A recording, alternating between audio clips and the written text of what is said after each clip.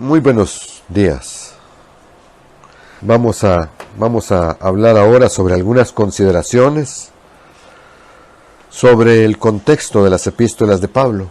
No todo el contexto de todas las epístolas, no todos los contextos, algunas consideraciones que son importantes, basadas en las preguntas que de vez en cuando miembros de la Iglesia realizan sobre algunas declaraciones del apóstol Pablo, que hacen sus cartas y que son utilizadas en el cristianismo en general para afirmar que él estaba enseñando fundamentalmente que el día de reposo, las fiestas santas anuales y otros mandamientos ya no son necesarios para los cristianos hoy, que ya no deben ser observados, que no son parte de lo que el nuevo pacto establece para la iglesia de Dios. Desde luego están incluidos el sábado o el día de reposo, los siete sábados, días de reposo anuales, o sea, las 7 fiestas con los días de reposo anuales, y las regulaciones alimenticias sobre animales limpios e inmundos, que se utilizan como alimento, que son los elementos más conflictivos, digamos, en el cristianismo tradicional.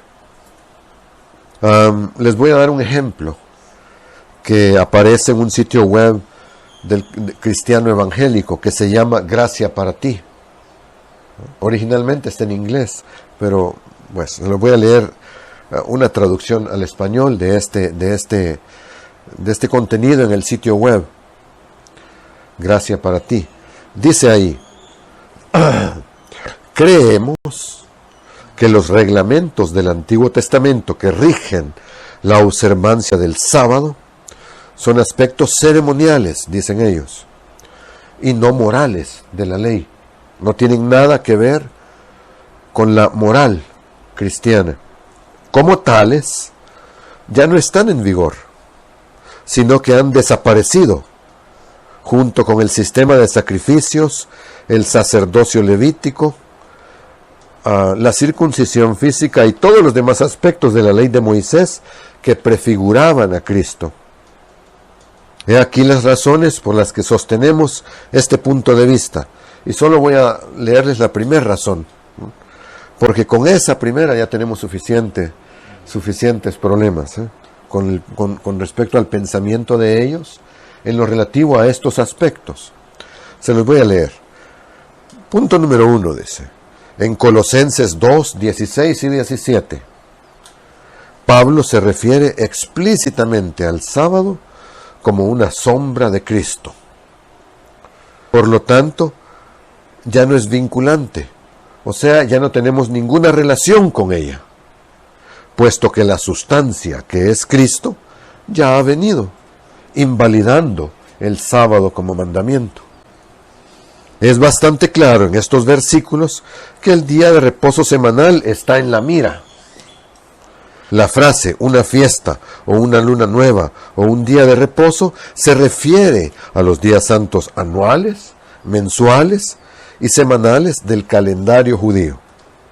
Tienen más puntos, siguen hablando, pero vamos a quedarnos con esto porque es suficiente para iluminar el asunto de qué es lo que ellos piensan y cómo creen que eso se defiende a la luz del Nuevo Testamento.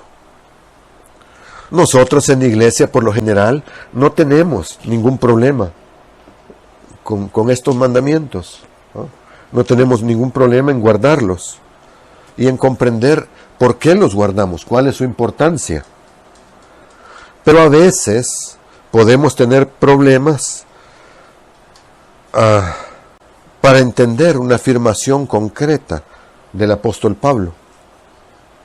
O se nos puede plantear el reto de explicar alguna de estas cosas a una persona dentro de la iglesia que no las comprende porque es nueva o tiene poco tiempo o porque nunca las ha comprendido, y es válido no saber, ¿no? Y se nos puede plantear el reto de tener que explicarlo. Ahora, nosotros también, para poder explicarlo, necesitamos saber. Entonces vamos a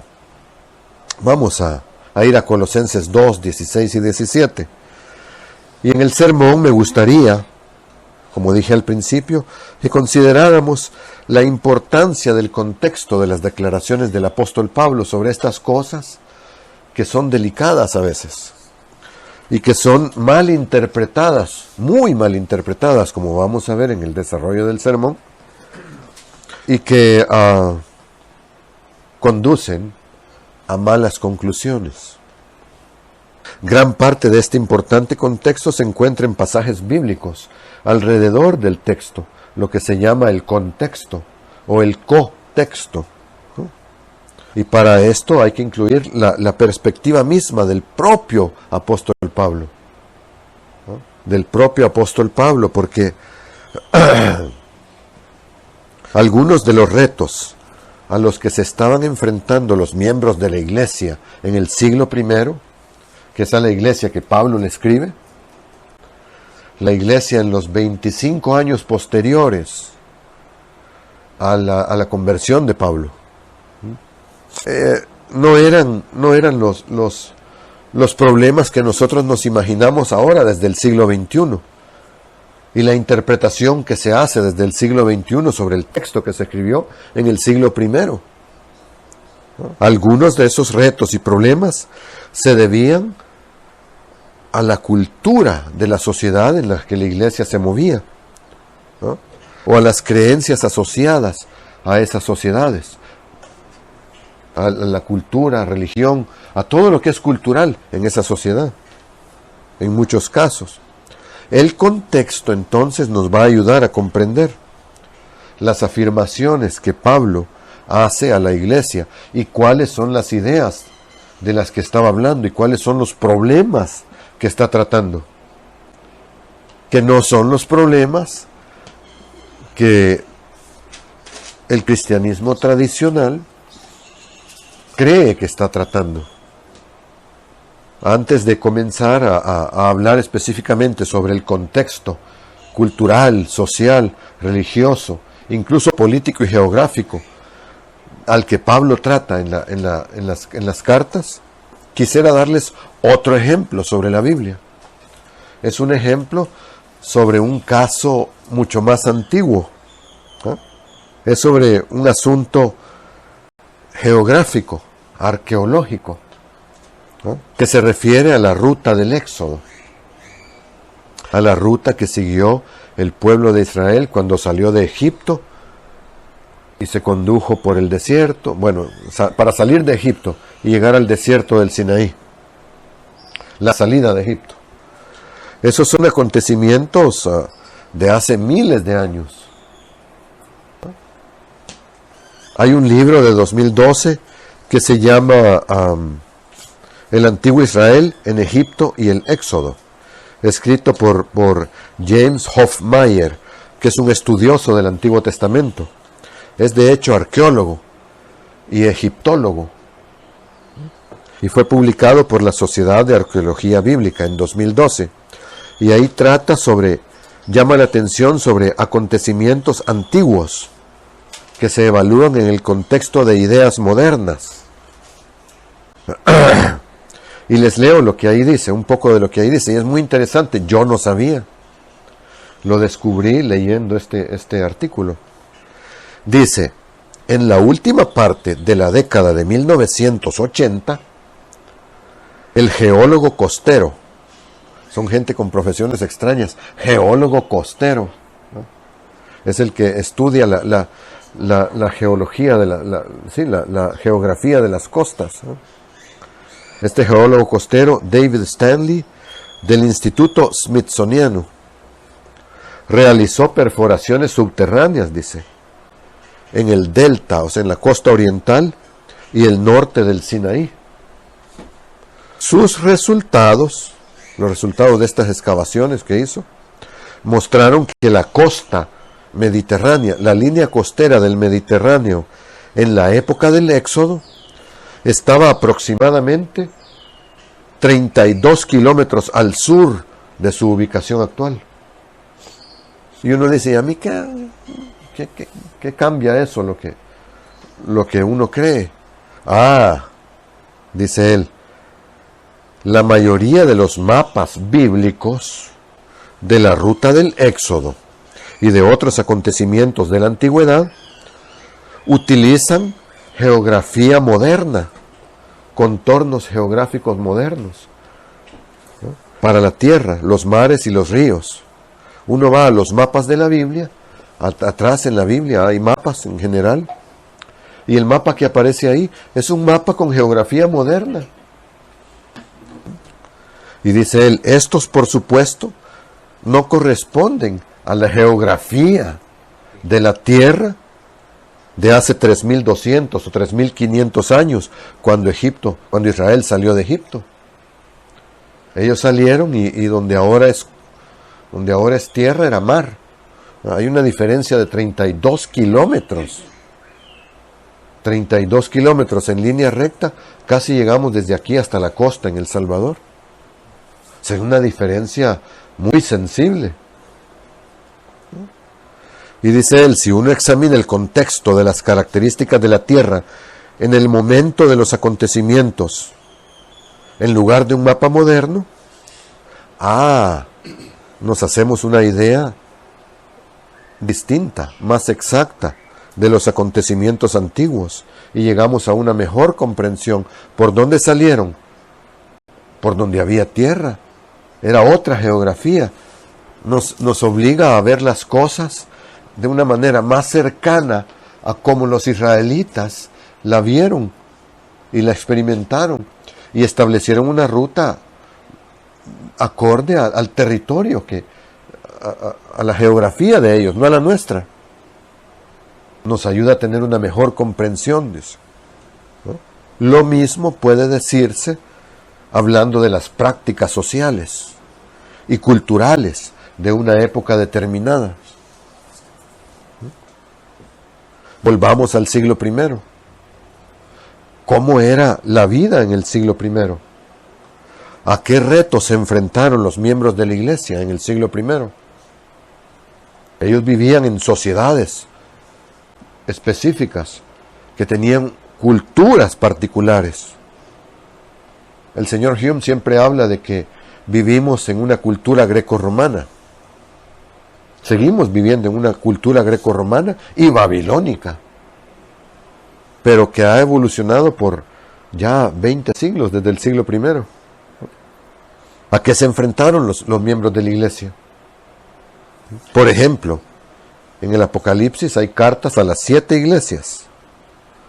7 iglesias específicas en 7 ciudades específicas. Y cuando uno lee el mensaje, a cada mensaje, ahí se señalan retos específicos, cosas muy específicas a las que se enfrentaban los residentes de cada una de esas ciudades, respectivamente. Claro, también sabemos que las lecciones y las correcciones, las amonestaciones, los consejos que se da a cada una de las iglesias se escribieron como ejemplos para ser aplicados para toda la iglesia, en todas las épocas, en todos los siglos. Consideremos un poco entonces el contexto del apóstol Pablo primero, y el periodo de la iglesia del Nuevo Testamento, que es el siglo I. Es el siglo I. De hecho, el Nuevo Testamento es un periodo breve en el que se escribe, en el siglo I. Y examinemos algunas creencias de la gente común en esas sociedades de la época. Leamos entonces algunos versículos de la Biblia que han sido usados muchas veces en el cristianismo tradicional para afirmar que las enseñanzas del Antiguo Testamento, incluyendo el día de reposo, el sábado, el sabbat, los días santos anuales, las 7 fiestas que celebramos, y las regulaciones sobre la comida son innecesarias. Es más, no solo innecesarias, sino negativas en el cristianismo, según ellos lo entienden.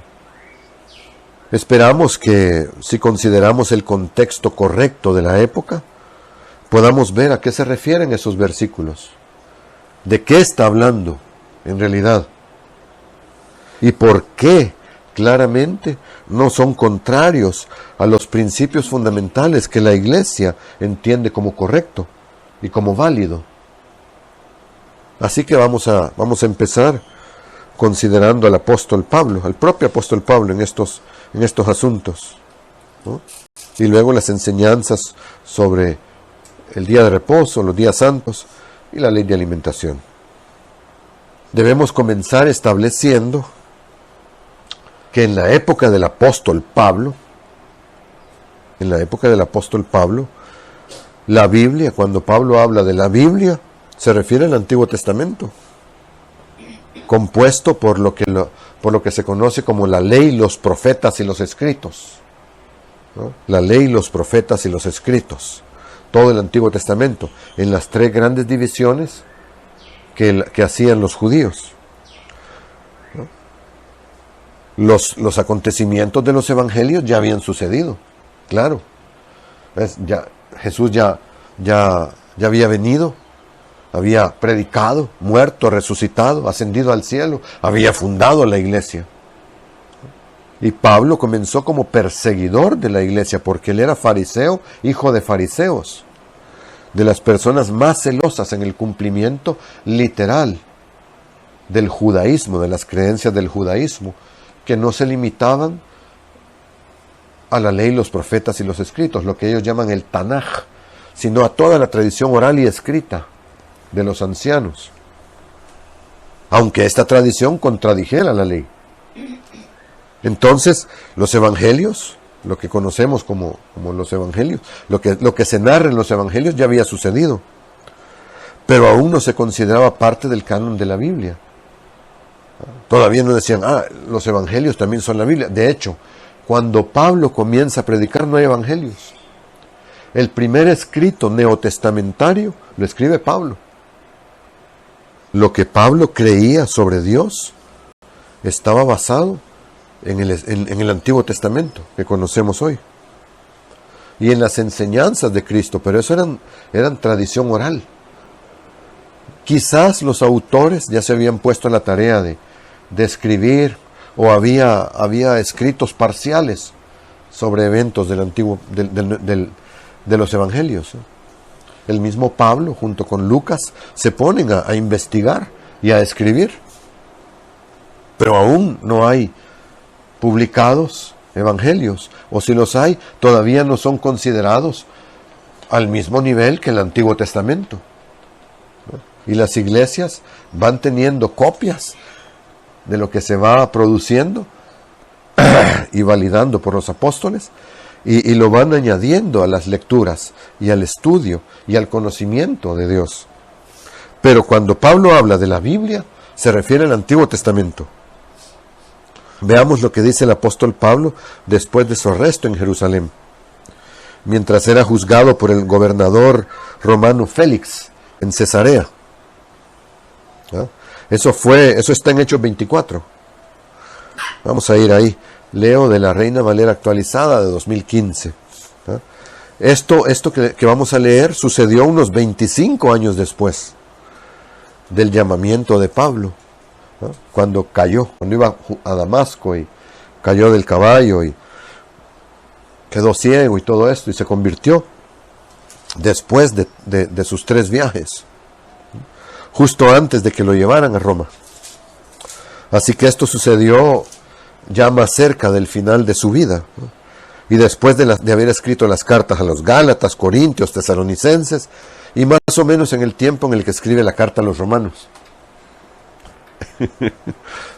Vamos a Hechos 24. ¿No? Dice ahí, hablando ante el gobernador romano Félix: pero esto te confieso, que según el camino que ellos llaman secta, porque así llamaban a la iglesia, una secta del judaísmo, así adoro yo al Dios de mis padres, creyendo todas las cosas que están escritas en la ley y en los profetas. Hechos 24, 14, perdón.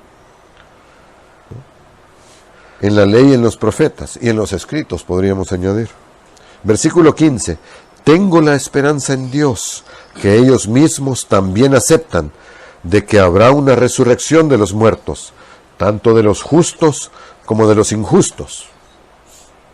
En el mismo capítulo 24, y en el versículo 24 continúa la narración, y dice: pasados algunos días, cuando vino Félix con su mujer Drusila, que era judía, mandó a llamar a Pablo.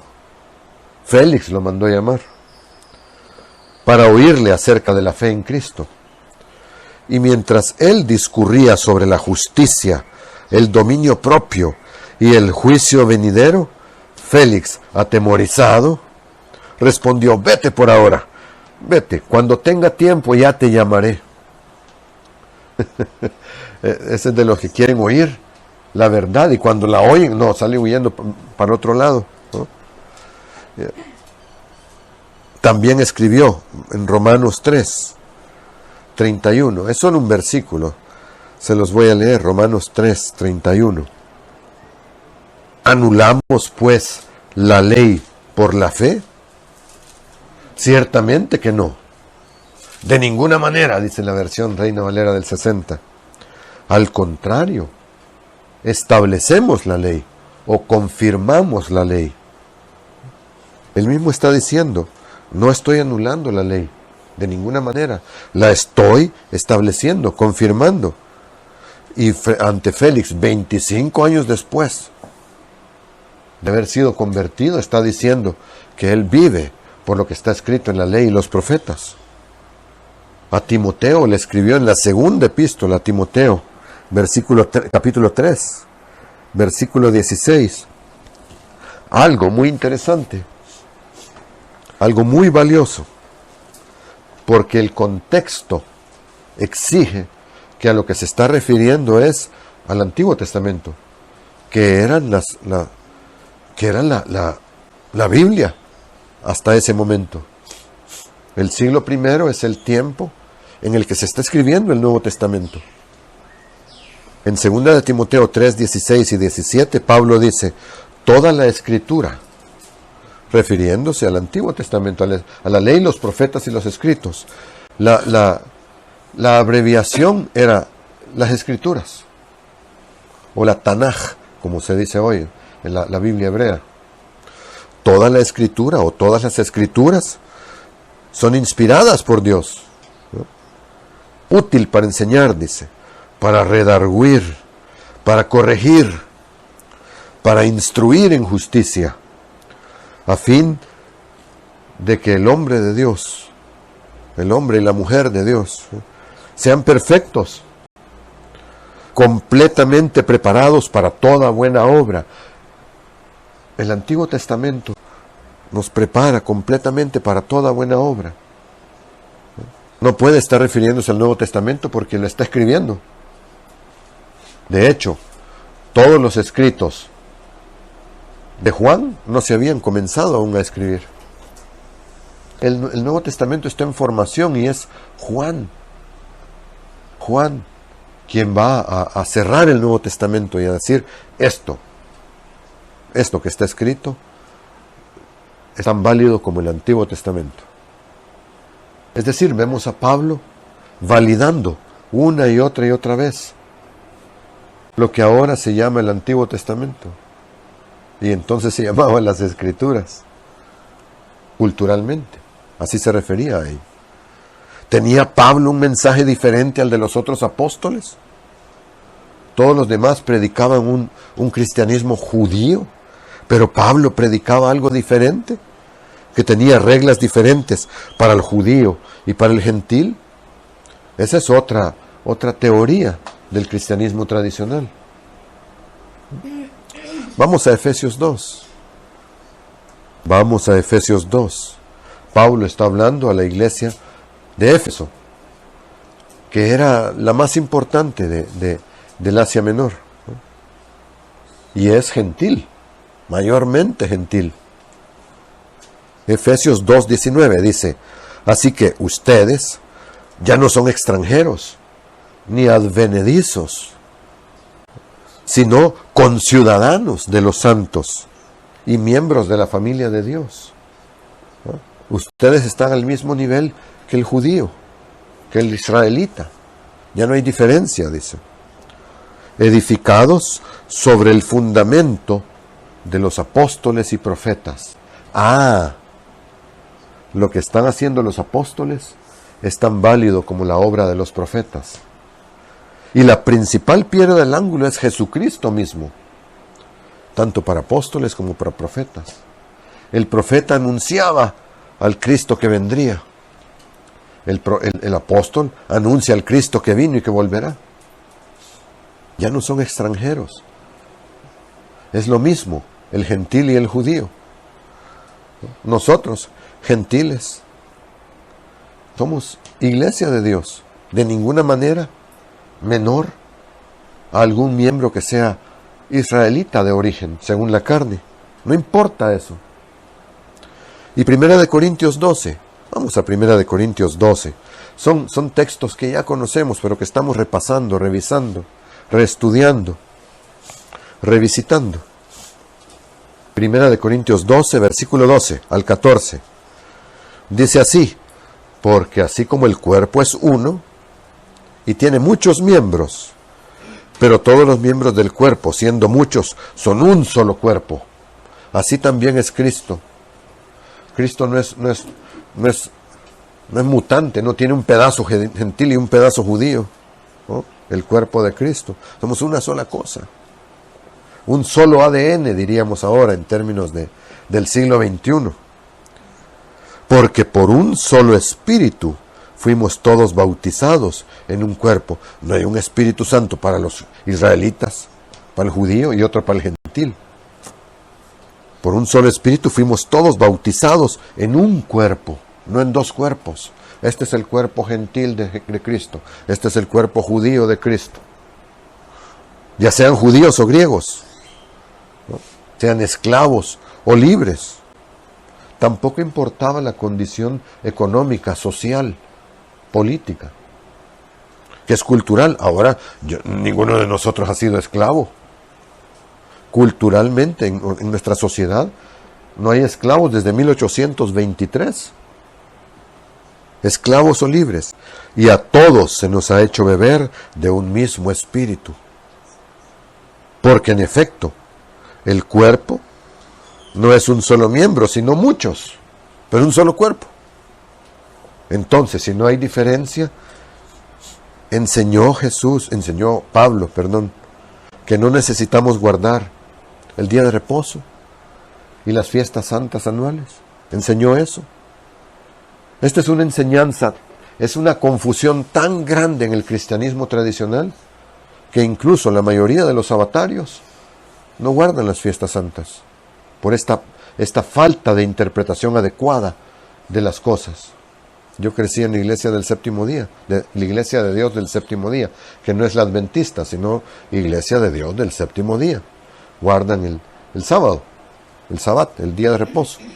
Y mucha de la doctrina que creemos en la iglesia, ellos también la creen, no la entienden muy bien. Hay muchas cosas que no captan bien. Pero no guardan las fiestas santas, porque las llaman los sábados rituales.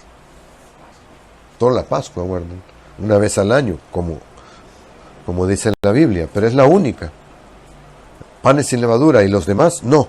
Esos son sábados rituales. Esa expresión no está en la Biblia, pero es la que ellos usan, y así lo creen, y así defienden, y están blindados con 3 capas de acero para comprender que están equivocados. Y ellos son sabatarios, son lo más parecido a la iglesia de Dios. ¿Cuánto más confundidos y cerrados están los demás, que se parecen más a Babilonia que a la iglesia de Dios? Vamos a Hechos 13 y a comenzar a ver sobre el día de reposo y los días santos anuales. Hechos 13. Voy a comenzar a leer en el versículo 42. Así que, cuando los judíos salieron de la sinagoga, los gentiles rogaron que se les predicaran estas palabras el siguiente sábado. El sábado siguiente se reunió casi toda la ciudad para oír la palabra de Dios. Son gentiles e iban de sábado a sábado. No lo vemos cambiando al domingo ni haciendo algo distinto. 1 Corintios 5 también habla de más cosas al respecto. Versículos 7 y 8, se los voy a leer. Dice, por tanto, limpien la vieja levadura, para que sean una masa nueva, ya que en verdad son sin levadura, porque en verdad Cristo, nuestra Pascua, no habla de la Santa Cena, ni de la Eucaristía, nuestra Pascua, fue sacrificado por nosotros. Así que celebremos la fiesta, no la Semana Santa, ¿eh? Celebremos la fiesta, no con vieja levadura, ni con levadura de malicia y de maldad, sino con panes sin levadura. Obviamente, literalmente está hablando de la fiesta de panes sin levadura, de sinceridad y de verdad. Pablo creía en la ley de Dios, obedecía y enseñaba el Antiguo Testamento, la Biblia hebrea, y era consistente para toda la iglesia. Vamos a ver algunos contextos. Ese es el primero. El apóstol Pablo no estaba enseñando nada en contra de la ley de Dios a partir de las Escrituras. Nunca hizo eso. No lo hizo. A veces para ver algo más claramente se necesita más de una lente, un lente compuesto. De hecho, los lentes que usamos, los que usamos lentes, cuando uno va a la consulta ponen varios lentes, uno sobre otro, y así mira bien, y así mira mejor, y así, hasta que uno dice, ahí miro, ahora sí ya miro. ¿Ah? Son varios lentes, después los superponen y uno usa un solo lente en el trabajo final. O como en un telescopio son varios lentes, lo mismo en un microscopio, son varios lentes. Es un lente compuesto. ¿No? Veamos algunos desafíos que los miembros de la iglesia en el siglo I enfrentaban. Primero, debido a filosofías culturales de la sociedad que los rodeaba. ¿No?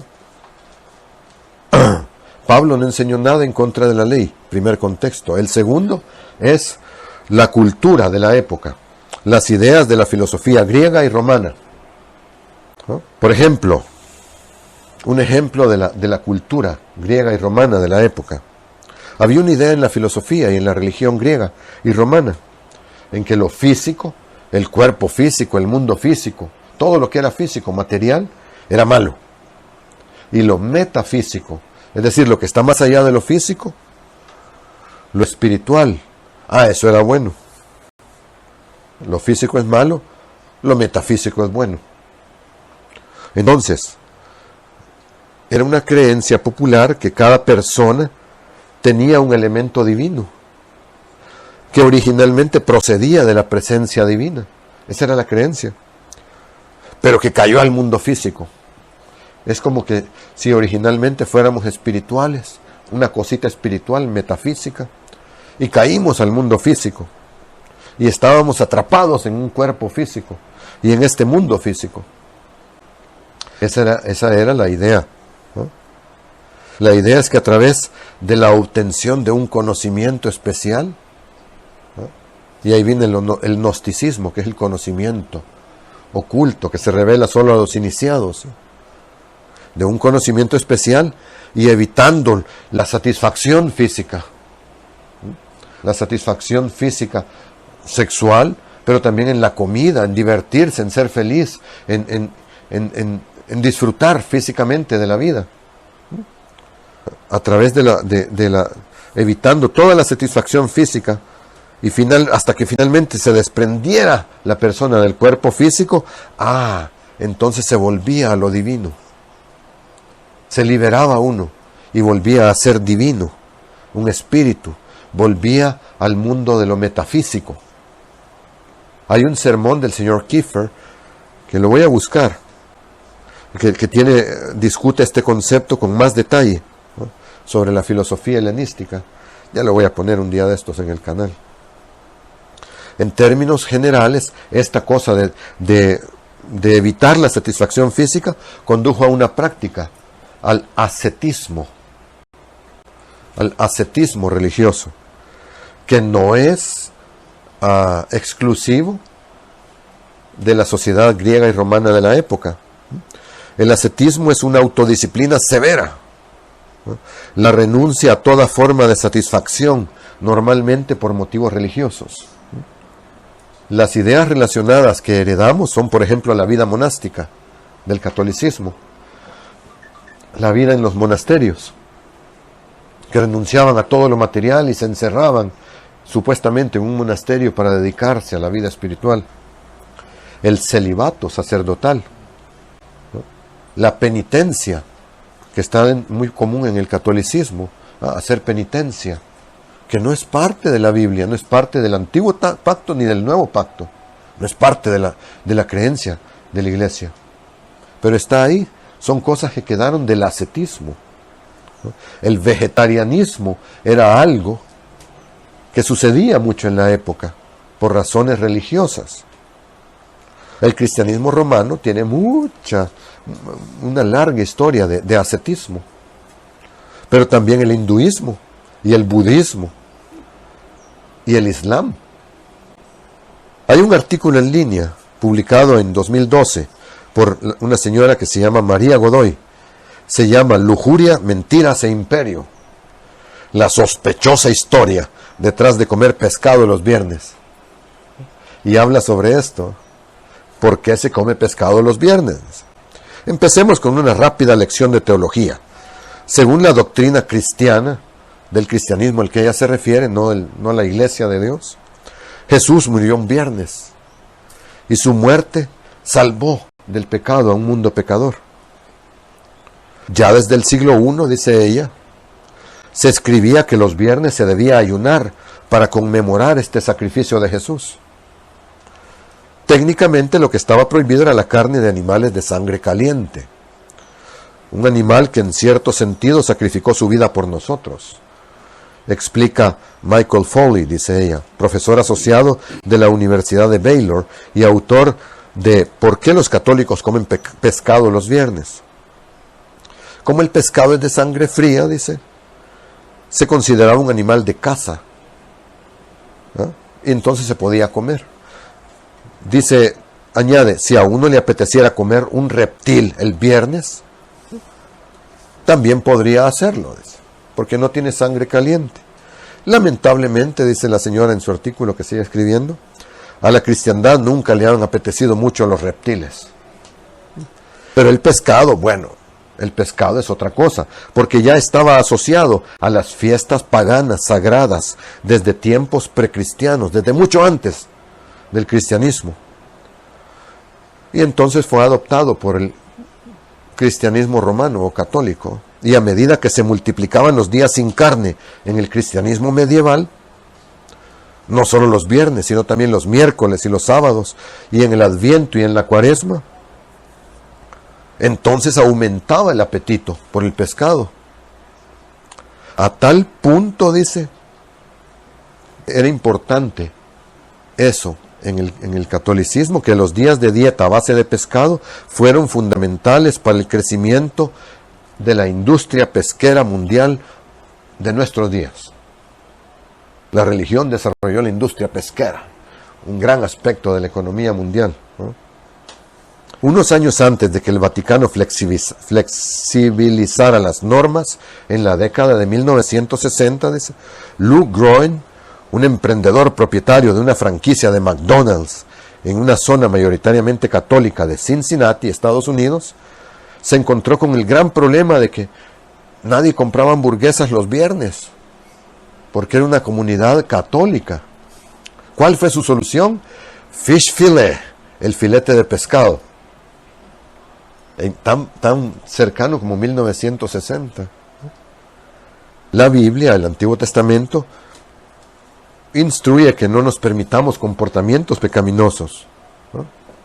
Que nos refrenemos de cosas físicas porque son pecado y nos hacen daño o hacen daño a otro. Y también ayunamos en ocasiones. Pero no ayunamos como penitencia, como iglesia de Dios, ¿no?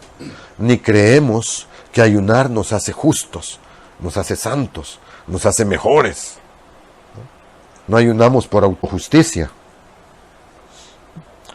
Y también creemos que podemos disfrutar de las cosas físicas buenas que Dios creó para nosotros. No creemos en la iglesia de Dios, no cree en el ascetismo. Y el ascetismo era una creencia filosófica muy fuerte en el siglo I. Y Pablo se refiere a esto claramente en la carta a los Colosenses 2, versículo 21. cuando dice, está hablando de lo que está criticando, lo que quieren imponer. Y dice, no toquen, no gusten, no manipulen. Todas estas son cosas que se refieren a asuntos que perecen con el uso, dice, según los mandamientos y doctrinas de los hombres. Son cosas que en verdad tienen una apariencia de sabiduría, dice, apariencia en la religión autoimpuesta, falsa humildad, dice, la versión Nueva Reina Valera del 95 traduce ascetismo, ahí, falsa humildad, ascetismo, y descuido del cuerpo, pero no tiene ningún valor en contra de la complacencia de la carne, es decir, en contra de complacer los deseos de la carne. No sirve de nada. Para lo que debemos ocuparnos de luchar contra las obras de la carne, no sirve el ascetismo. Eso está diciendo. En otras palabras, el ascetismo no sirve para curarnos del pecado. Está en contra del ascetismo. ¿Ah? Hay un tercer contexto a considerar, la filosofía cultural judía. El judaísmo, pues. El primer error que muchos creen, que muchos tienen en el cristianismo tradicional, es pensar que el judaísmo es igual a la religión del Antiguo Testamento. No es así. El judaísmo es contrario en muchos sentidos a la intención de Dios en la ley, los profetas y los escritos. En el judaísmo del primer siglo había dos grandes partidos, dos grandes grupos, saduceos y fariseos. También estaban por ahí los esenios y otros grupos menores, ¿no? Pero estos grupos fuertes habían sido influidos grandemente por las ideas griegas y romanas, a pesar de que ellos mismos decían que ellos eran puros, sin ninguna contaminación griega o romana. Pero no era así. Los saduceos, por ejemplo, tenían el poder político centralizado, ¿no? Y son los que controlaban el templo, porque eran el partido sacerdotal, la clase sacerdotal. Y habían perdido mucha influencia frente a los fariseos, que eran muy populares con la gente. El saduceo no creía en la resurrección de los muertos. Pero sí creían en el Seol, que era un lugar para los muertos, donde iban los muertos, ahí, pero no resucitaban. Y creían incluso en la posibilidad de que los vivos pudieran comunicarse con los muertos. Cosas extrañas, cosas antibíblicas.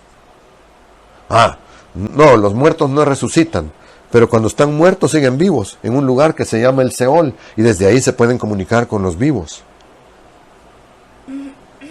Era parte de lo que ellos creían. Los fariseos tenían poder político creciente y eran considerados los maestros de la ley. Rabinos. Muchos de ellos aceptaban las ideas griegas, ¿no? Las ideas de la cultura griega, muchos de ellos, ¿no? Creían en la resurrección de los muertos, sí, pero también aceptaban, muchos de ellos, el concepto del alma inmortal, que no es bíblico. Creían en algo más parecido al cielo y al infierno, un lugar a donde el alma inmortal iba después de la muerte. Eso creían. Y tenían en algo que coincidían los dos, y que eran dos creencias que le dieron forma a gran parte del enfoque que tuvieron, la visión que tuvieron sobre la iglesia. La primera cosa en común era que rechazaron a Jesús como el Cristo, como el Mesías. No creían en Jesús como el Mesías, ¿no? Al punto que cuando Jesús estaba clavado en la cruz, en el poste, dice Juan 19:19, que Pilato escribió un título y lo puso en la cruz. Y el escrito era, dice, Jesús de Nazaret, el rey de los judíos. Entonces muchos de los judíos leyeron este título, porque el lugar donde crucificaron a Jesús estaba cerca de la ciudad y estaba escrito en hebreo, en griego y en latín. Curioso, no estaba escrito en arameo, ¿no? En hebreo, en griego y en latín. Y entonces los sumos sacerdotes de los judíos le dijeron a Pilato: no escribas el rey de los judíos, sino más bien, este fue el que dijo: yo soy el rey de los judíos. Y Pilato respondió: lo que he escrito, se queda escrito. No creían en Jesús. Sabían, pero entre saber y creer, sabemos nosotros que hay un paso grande, ¿no? La otra cosa enorme que los diferenciaba, y es lo que en realidad implica el judaísmo, es que el judaísmo se basa en la obediencia a lo que ellos dicen la halakha, el camino, la halakha, el camino, que es la ley judía, no es la ley de Dios, es la ley judía, la oral y la escrita. Ellos respetaban muchísimo, ¿no?, los escritos de los ancianos, las tradiciones de los ancianos, y muchísimo veneraban profundamente a sus rabinos, a sus maestros, indebidamente. La halakha, dice un comentario, se basa en los mandamientos bíblicos, pero no solo en ellos, se basa en ellos, y a la posterior ley talmúdica y rabínica, y a las costumbres y a las tradiciones recopiladas en numerosos libros por numerosos autores. O sea, ya no es la ley, los profetas y los escritos, ¿no? Y ellos decían que la circuncisión era necesaria para la salvación. La salvación solo a través de convertirse en judío primero, ¿no? Y había que circuncidar al hombre, ¿no?, y entonces pasar todo el proceso dentro del judaísmo, ¿no? Es el segundo punto, cumplir los requisitos físicos de la ley judía. Eran necesarios para la justicia y la salvación. Ellos creían que era necesario para ser justo y para ser salvos a través del judaísmo.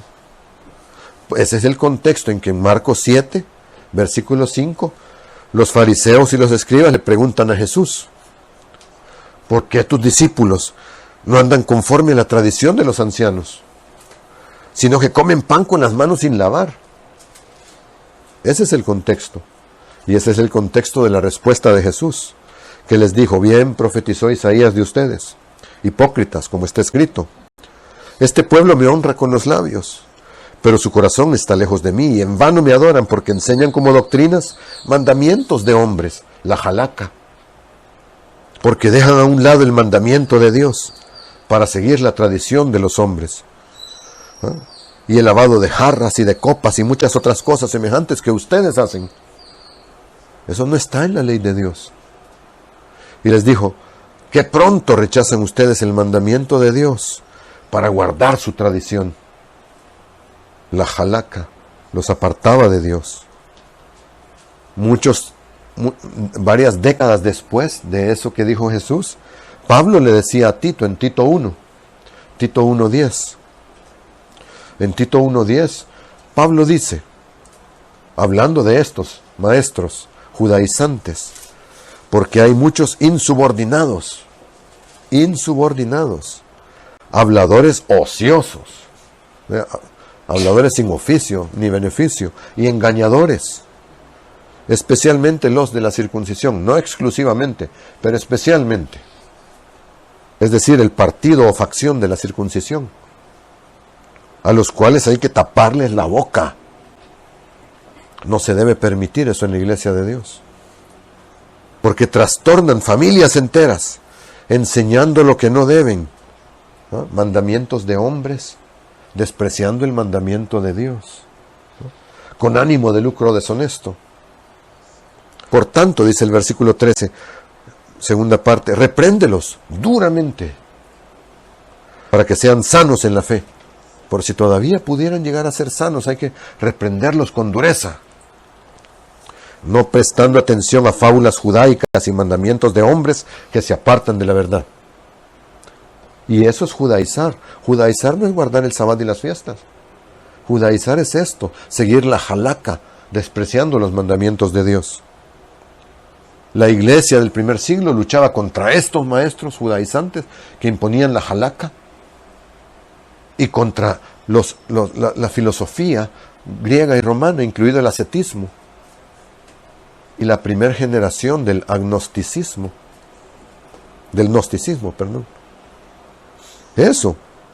De eso les escribió el apóstol Pablo. Por ejemplo, en Colosenses 2:6, dice ahí, así que, de la manera que ustedes recibieron al Señor Jesucristo, anden en Él, arraigados y sobreedificados en Él y confirmados en la fe, así como han sido enseñados, abundando en ella con acción de gracias. Cuídense de que nadie los engañe por medio de filosofías y huecas sutilezas, según la tradición de los hombres, conforme a los principios básicos de este mundo y no según Cristo. Ahí está atacando esa filosofía griega y romana. Y hay algunas escrituras que a menudo se malinterpretan. Veámoslas utilizando el contexto que acabamos de estudiar. Romanos 14. Delicado, Romanos 14, versículo 1. Dice, reciban al que es débil en la fe, pero no para discutir sobre cosas dudosas. Y aquí vamos. Porque el que cree puede comer de todo, pero el que es débil solo come legumbres. El que come no desprecia al que no come, y el que no come no desprecia al que come, porque Dios lo ha recibido. ¿De qué habla aquí? ¿De la ley de alimentación? No habla de eso. Pero muchos piensan que sí, defienden. Incluso la iglesia en el 95 habló de eso, ¿no? Cuando se torció y dejó la verdad, ¿no? Habla del ascetismo, de conceptos heredados por el ascetismo. Dice en el versículo 14, yo sé y estoy convencido por el Señor Jesús que no hay nada inmundo, aquí se pone mejor, en sí mismo, pero para el que considera que algo es inmundo, para él es inmundo. Esto se interpreta como para decir, si ustedes creen que las carnes son inmundas, entonces para ustedes son inmundas, pero aquí Pablo dice que no, pero no está hablando de eso. Pero si tu hermano se entristece a causa de tu comida, ya no andas en amor. No destruyas con tu comida a aquel por quien Cristo murió. ¿De qué se habla aquí? No se habla de la ley de alimentación. La palabra que se traduce mal como inmundo es koinos. Y koinos es del común de la gente. O sea, común o impuro, ¿no? Pero no inmundo. Él está diciendo, Pablo, que comer carne no nos hace impuros. Al igual que comer verduras no nos hace más puros, porque el problema era el vegetarianismo. El concepto de la carne como pecado. Es que me estoy dando mucho gusto comiendo carne. No, tengo que hacer un poco de negación de lo físico y comer solo vegetales para agradar a Dios. Eso era heredado del ascetismo. Y había otro problema, que casi toda la carne la sacrificaban primero a los ídolos. Entonces la gente sentía que no debía comer carne porque comía sacrificado a los ídolos. ¿No? Dice el versículo 21, no es bueno comer carne ni beber vino. ¿De dónde sale el vino en la ley de alimentación? Está hablando de no darse placeres físicos, ni hacer nada por lo cual tu hermano tropiece o se ofenda o se debilite. Había que tenerles paciencia, porque venían de ese entorno, ¿no? Si entendemos que Pablo está discutiendo el ascetismo, podemos ver que no tiene nada que ver con la ley de alimentación, lo que está diciendo. No estaba diciendo que está bien comer cualquier cosa. No está refiriéndose a eso. Vamos al versículo 5 y ahí lo vemos, ¿no? Una persona estima un día por encima de otro. Otro estima todos los días por igual. Está hablando del día de reposo. Que cada uno esté plenamente convencido de su propia mente. El que observa el día lo observa para el Señor. Y el que no lo observa, para el Señor no lo observa. El que come, come para el Señor, pues da gracias a Dios. Y el que no come, para el Señor no come y da gracias a Dios. ¿De qué habla? No está hablando del sábado y de las fiestas. está hablando de prácticas del ascetismo en la alimentación. Había días especiales designados para ellas. E incluso dentro del judaísmo, ellos ayunaban 2 días por semana. Me parece que lunes y jueves. Y en el catolicismo dijeron, los católicos ayunan miércoles y viernes, o martes y viernes, para no hacer conforme los judíos hacen. Había días observados por algunos en la sociedad romana, para ayunar, para limitarse de alimentos y así alcanzar un grado de santidad, según ellos. El señor Hume escribió en una de las revistas de la iglesia, en 2014, un artículo, les voy a leer un pedacito, Carta de Pablo a los Romanos, parte 4. A continuación, otro aspecto de las diferencias basadas en la conciencia se refiere a apartar días para abstenerse de comer, un aspecto del ascetismo en la época.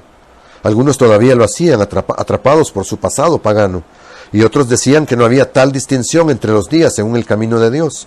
El contexto sigue siendo la comida, no el día de reposo ni los días santos. Una persona estima un día por encima de otro para abstenerse de comer según la práctica social, y otra estima todos los días por igual, no hace tales distinciones. Que cada uno actúe según su conciencia, dice el que come carne, que coma para el Señor, y da gracias a Dios, y el que no come carne, sino que era vegetariano, para el Señor no come carne y da gracias a Dios. Fue un problema en esa época. Para nosotros ahora no lo es. Pero hay algunos dentro del cristianismo tradicional que imponen una cierta forma de vegetarianismo hasta el día de hoy. Y en esa época algunos todavía estaban lidiando contra esas costumbres y sus prácticas, ¿no? Es similar a comer pescado los viernes. Yo tengo un conocido tan cumplidor de la cuaresma que no come pastel en su cumpleaños y no hace nada especial porque siempre cumple dentro de la cuaresma. Y dice, no, es pecado porque ofendo a Jesús, en su visión católica de las cosas. Colosenses 2:16, ahora sí está hablando del sábado, ¿no? Ahora sí está hablando del sábado. Que nadie los juzgue en comida o en bebida, o en cuanto a días de fiesta, luna nueva o días de reposo, los cuales son sombra de lo que ha de venir, pero la sustancia es de Cristo, ¿no? Pero el cuerpo es de Cristo, dice Reina Valera del 60. ¿Quién no debe juzgarnos con respecto al sábado y las fiestas? En el versículo 18 dice que nadie los engañe en su recompensa, deleitándose en falsa humildad. Otra vez, la palabra ahí es ascetismo.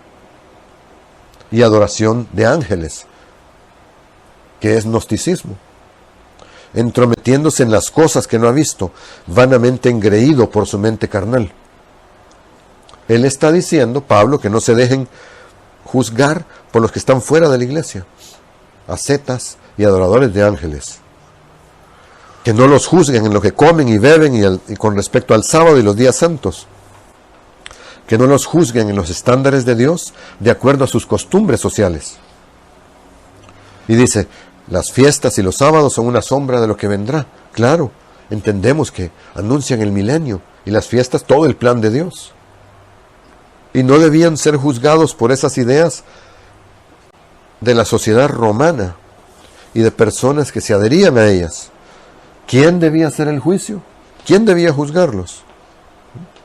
Sino que el cuerpo es de Cristo, dice. Pero el cuerpo es de Cristo, dice la Reina Valera del 60. Aquí hay un problema de traducción. La nueva versión en inglés lo traduce así, pero la realidad es Cristo. Sin embargo, en la nota al pie, dicen, en griego dice, sino el cuerpo de Cristo. Que nadie los juzgue, sino el cuerpo de Cristo. Eso es lo que dice, literalmente.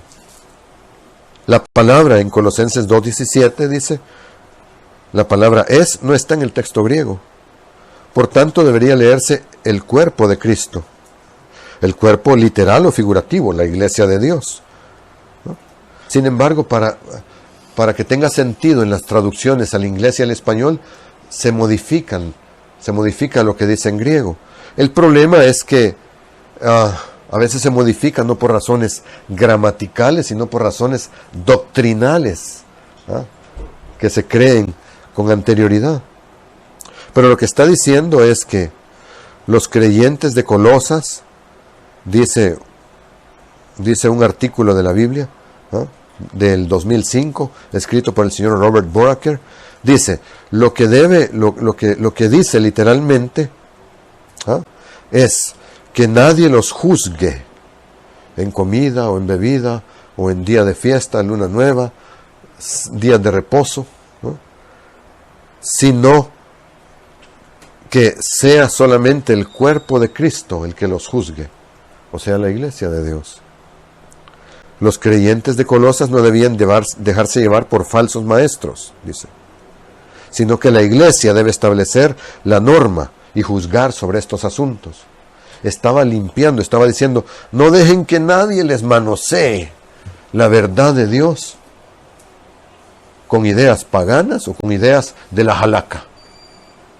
Por eso en Gálatas 1:6 les dice, me maravillo de que ustedes se aparten tan pronto de aquel que los llamó, para seguir un evangelio diferente, no que haya otro, sino que algunos los perturban y quieren pervertir el evangelio de Cristo. Porque nosotros, dice en Gálatas 2:15, que somos judíos por naturaleza y no pecadores de los gentiles, sabiendo que el hombre no es justificado por las obras de la ley, sino por la fe de Jesucristo, también nosotros hemos creído en Cristo Jesús, para ser justificados por la fe de Cristo y no por las obras de la ley. Hablando de la halakha, no de los mandamientos de Dios. Porque por las obras de la ley nadie será justificado. No está hablando de los mandamientos, sino de la halakha. No podemos ser justificados, es decir, perdonados de nuestros pecados y salvos, cumpliendo los mandamientos de Dios. Eso es cierto. Porque por la ley, la salvación no viene por la ley, ¿no?, sino por el sacrificio de Jesús, ¿no?, a través del bautismo y la fe. ¿Por qué era necesario mencionarlo? Por Gálatas 3. Versículo 1, cuando dice, oh Gálatas insensatos. Hay una traducción más dura que dice, oh Gálatas estúpidos. ¿Quién los ha hechizado? Como esa magia, el fascinaria. ¿Quién los ha hechizado para que no obedezcan la verdad? Ante cuyos ojos Jesucristo se presentó claramente entre ustedes como crucificado. Solo esto quiero saber. ¿Recibieron el Espíritu por las obras de la ley o por el oír de la fe? Las obras de la ley es la halakha. ¿Tan necios son? Habiendo comenzado en el Espíritu, ¿ahora se perfeccionarán por la carne? Había gente, maestros de la halakha, intentando convencer a la gente de la iglesia para que se circuncidaran y siguieran toda la tradición oral y escrita. Y entonces a eso le añadieran Jesús y ya entonces podían ser salvos. Tenemos una versión corrupta, moderna, en eso que ahora llaman judaísmo mesiánico, que no es no es nada, pervierte a las personas de la verdad. Y lo dice, la Biblia lo narra, en Hechos dice en una parte que bajaron unos hombres de Judea y enseñaban a los hermanos, si no se circuncidan conforme a la costumbre de Moisés, no pueden salvarse. Pero la circuncisión era el paso 1 de todo ese mundo de judaísmo. Eso está en Hechos 15. Porque los escribas y fariseos, como decía Jesús, eran hipócritas que recorrían tierra y mar para ganar un solo prosélito. Y cuando lo ganan, les decía, lo hacen 2 veces más hijo del infierno que ustedes mismos. Esa era la apreciación de Jesús sobre lo que estos están tratando de hacer en la iglesia de Dios. Y Pablo defendió fuertemente eso, lo mismo que todos los apóstoles y todos los ministros. No se dejen arrastrar por la filosofía del judaísmo. No necesitaban ser obedientes a la halakha ni al ascetismo. ¿Está pues la ley en contra de las promesas de Dios? Les dice a los Gálatas en 3:21. Ciertamente no. Porque si se hubiera promulgado una ley que pudiera dar vida, en verdad la justicia habría sido por la ley. Es que si hubiera una ley que pudiera dar vida, sería la ley de Dios. Pero la ley no está hecha para dar salvación y vida eterna, sino para mostrar el pecado. Y para anunciar a Jesús, la vida eterna solo puede ser a través de Jesús. No hay nadie más. No hay nada más. Pero como los judíos rechazan a Jesús, lo siguen rechazando, no podían ver en ese tiempo, ni lo pueden ver ahora. No son capaces de eso. En Gálatas 5 les dice, manténganse firmes en la libertad con que Cristo los hizo libres. 5 del 1 al 4. Y no vuelvan a enredarse en el yugo de la esclavitud. Esclavitud, la ley del pecado y de la muerte, esclavos del pecado. De hecho, yo, Pablo, les digo que si se circuncidan, de nada les sirve Cristo. Y vuelvo a dar testimonio a toda persona, todo hombre que se circuncida, que es deudor de guardar toda la ley, y se han apartado de Cristo, ustedes que se quieren justificar por la ley, han caído de la gracia. Ese es el concepto de caer de la gracia. Si pensamos que podemos alcanzar la salvación a través de un conjunto de reglas y regulaciones propuestas, en el caso de los Gálatas por maestros judíos o por quien sea, que añaden a la ley de Dios, que añaden a los mandamientos y que contradicen los mandamientos de Dios incluso, una receta para la salvación, ya han caído de la gracia. Es perder la importante comprensión del perdón que viene solo por el amor de Dios para nosotros, a través de Jesús, el perdón y la salvación y la vida eterna. Y Gálatas 6, y todos los que se quieren hacer notar en la carne, estos quieren obligarlos a circuncidarse. Pero dice, ni aun los que se circuncidan guardan la ley. Esos que guardan la halaca no guardan la ley, sino que quieren que ustedes se circunciden para tener gloria sobre ustedes. Ganar conversos para el judaísmo, ganar dinero, vivir de eso. Hay una excelente perspectiva sobre este asunto por parte de Pablo. A los corintios les dice en 1 Corintios sobre este mismo problema. 1 Corintios 7, versículo 18. ¿Estaba ya circuncidado alguno cuando fue llamado por Dios? Que no trate de quitar las marcas de la circuncisión. No sé cómo se hace eso, pero eso les dice. ¿Alguien era incircunciso en el momento de su llamamiento? No busque circuncidarse. Porque ni la circuncisión vale nada, ni la incircuncisión. Es decir, la halaca no sirve de nada, sino el guardar los mandamientos de Dios. Pablo dijo que la verdadera circuncisión es la del corazón, o sea, de la mente, del pensamiento, quitarse todo lo sucio de la mente, porque la circuncisión representaba la pureza delante de Dios, cuando no en la carne, sino espiritualmente nos vamos limpiando, espiritualmente amputamos todo lo que es pecado, y en ese sentido, en la circuncisión del corazón, hombres y mujeres nos circuncidamos. Hay otras discusiones que también pueden ser difíciles de comprender. Y es que un contexto común dentro del cristianismo es el que desarrolló Martín Lutero y también Juan Calvino y el catolicismo, de no ver la Biblia en su totalidad, de no estar sujeto a los mandamientos. Lutero quería quitar la carta de Santiago, la quería eliminar del Nuevo Testamento. Le parecía horrenda, porque habla de guardar los mandamientos. Y él decía, la fe sola, sin guardar nada, solo creer, sin hacer. Hacer es pecado, es falta de fe. Así dijo él. Y así creen muchos hoy. Pero especialmente están en contra de todo lo relacionado a los días de reposo semanales y anuales. Y a la ley de alimentación. Con contextos incorrectos. Porque no se entiende lo que el apóstol Pablo está diciendo. Si tenemos el sesgo de que el antiguo pacto está abolido y que solo el nuevo pacto, de eso nunca se habla en la Biblia. Eso es un concepto equivocado dentro del cristianismo tradicional. Pablo enseñó lo mismo a judíos y gentiles. No tenía dos doctrinas. ¿A usted es gentil? Sí, bueno, entonces esta es su doctrina. ¿Usted es judío? Sí, esta otra es su doctrina. Había problemas culturales. Mucha gente en la iglesia al inicio era judía. Y dejar el judaísmo era difícil para ellos. Pero luego quisieron imponer ese judaísmo a los gentiles. Y Pablo dice, no, momento. Hay cosas doctrinales, hay cosas culturales. que tenemos que respetar, porque es difícil abandonarlas de sopetón.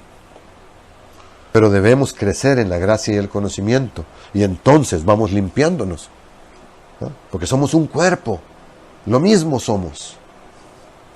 Y tenía que advertir y corregir en contra de filosofías griegas y romanas, y en contra de la halakha, para que no se contaminaran con las sociedades en las que vivían. Cada vez que encontramos una declaración difícil de Pablo en las cartas, que parecen contradecir lo que entendemos, recordemos estos contextos, ¿no? Lo que sabemos sobre el autor, el escritor o los escritores, ¿no? Lo que sabemos sobre lo que enseñaron, lo que sabemos sobre la sociedad y cultura de la época, incluso sobre la geografía, como hablamos al principio. A veces es un problema de traducción, del contexto. No tuvimos tiempo de profundizar en todos los problemas de traducción, ni en los contextos, ¿no? Pero los contextos son importantes para saber de qué se está hablando, a qué se refiere, para no confundirnos, ¿no?